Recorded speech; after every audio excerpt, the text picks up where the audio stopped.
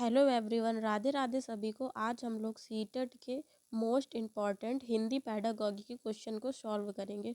तो क्वेश्चन है हमारा, नॉम चॉम्स्की के सिद्धांत के अनुसार हम सभी इस सहजात समझ के साथ जन्म लेते हैं कि भाषा कैसे कार्य करती है। संकेत भाषा, ऑप्शन बी सार्वभौमिक व्याकरण, ऑप्शन सी बुनियादी शिक्षा, ऑप्शन डी व्यवहारिक विज्ञान। तो सही आंसर है हमारा सार्वभौमिक व्याकरण। नेक्स्ट क्वेश्चन है, एक अध्यापिका 5वीं कक्षा के अपने विद्यार्थियों को 6 वाक्यों का एक छोटा अनुच्छेद 2 बार सुनने के लिए कहती है। फिर वह विद्यार्थियों को 4-4 के समूह में सुने हुए वाक्यों को अपने शब्दों में लिखने के लिए कहती है। यह शिक्षण विधि कौन सा रूप है?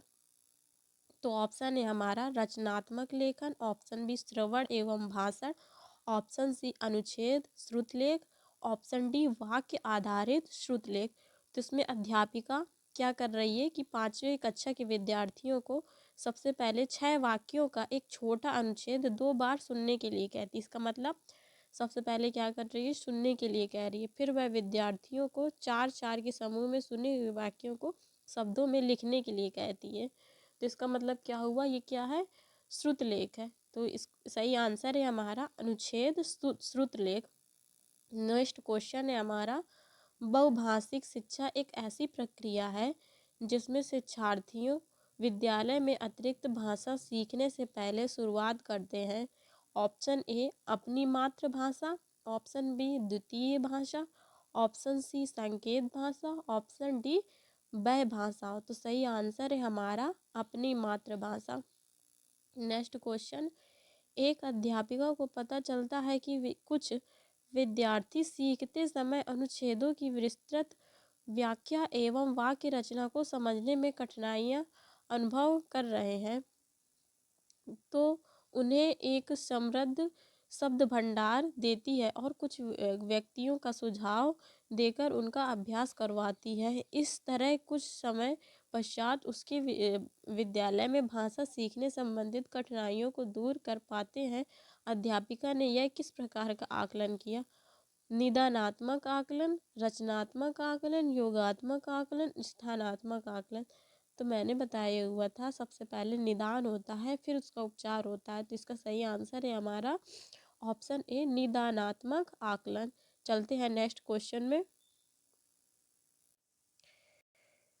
क्वेश्चन है हमारा, किसी भाषा के परीक्षा टेस्ट का ब्लू प्रिंट तैयार करते समय निम्न में से कौन सा कार्य आवश्यक नहीं है? ऑप्शन ए शिक्षण उद्देश्यों को महत्व देना, ऑप्शन बी प्रश्नों के विविध रूपों को महत्व देना, ऑप्शन सी कठिनाई के स्तर को महत्व देना, ऑप्शन डी लेखन की विविध शैलियों को महत्व देना। तो इसमें सही आंसर है हमारा ऑप्शन डी लेखन की विविध शैलियों को महत्व देना।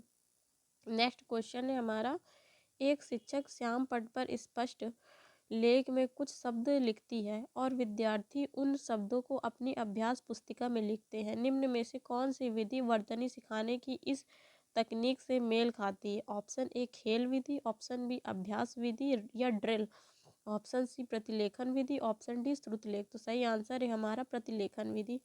नेक्स्ट क्वेश्चन है, एक बालक भाषा सीखते समय निम्न कठिनाई अनुभव कर पाया जाता है।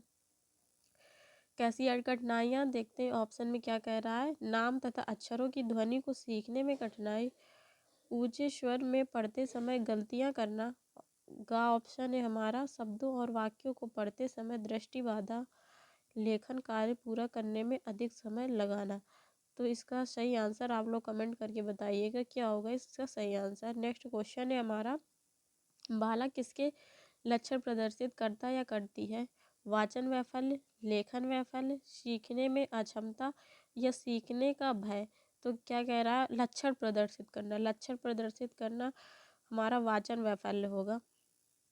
नेक्स्ट क्वेश्चन है, एक अध्यापिका लखनऊ पर पाठ पढ़ाती और नेक्स्ट क्वेश्चन है, निम्न में से कौन सा आ व बा प्रश्नों की प्रकृति को परिभाषित करता है? पुनरावृत्त्यात्मक प्रश्न, कालांतरित प्रश्न, परिचयात्मक प्रश्न, बोधात्मक प्रश्न। तो इसका सही आंसर है हमारा कालांतरित प्रश्न। नेक्स्ट क्वेश्चन है, निम्न में से कौन सा मौन पाठ का लाभ नहीं करता है?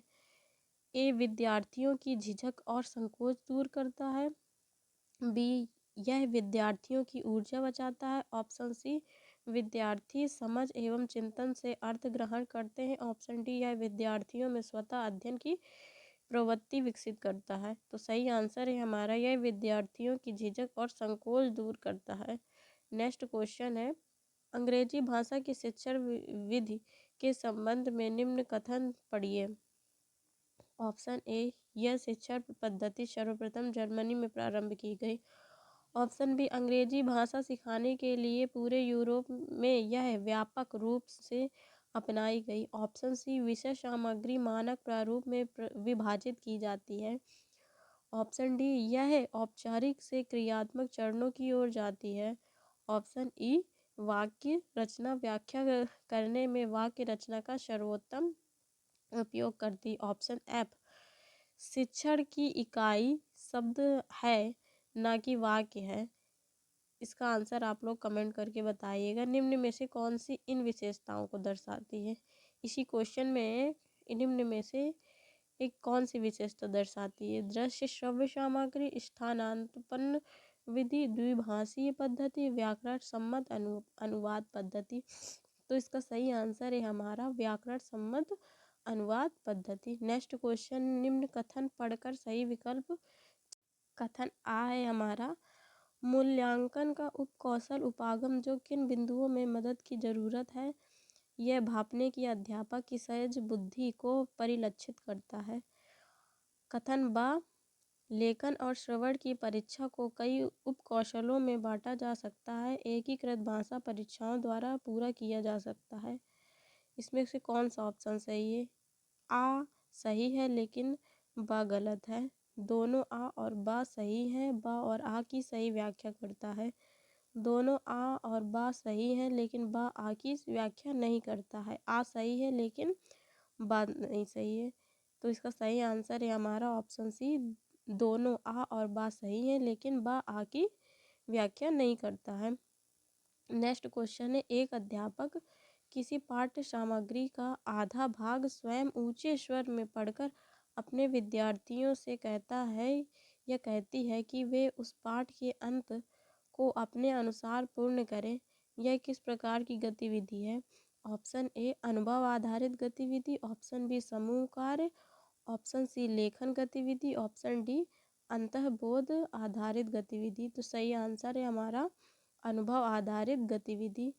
नेक्स्ट क्वेश्चन है, निम्न पद्धतियों में से कौन सी पद्धति विद्यार्थियों में शब्द भंडार विकसित करते की सर्वोत्तम युक्ति। ऑप्शन ए, समानार्थी या विपरीतार्थी शब्दों को याद करना। ऑप्शन बी, यदि दिए गए संदर्भ में नए शब्दों के अर्थ का अनुमान लगाना। प्रत्येक नए शब्द का अर्थ शब्द कोश में देखना। सभी नए शब्दों का वाक्यों में प्रयोग करना। तो सही आंसर है हमारा, दिए गए शब्दों को नए शब्दों के अर्थ अनुमान लगाना। मिलते हैं नेक्स्ट टॉपिक में, आज के लिए बस इतना है।